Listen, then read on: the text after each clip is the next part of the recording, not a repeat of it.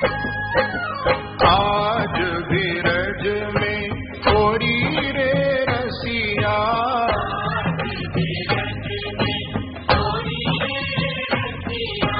होरी रे रसिया बरजोरी रे रसिया।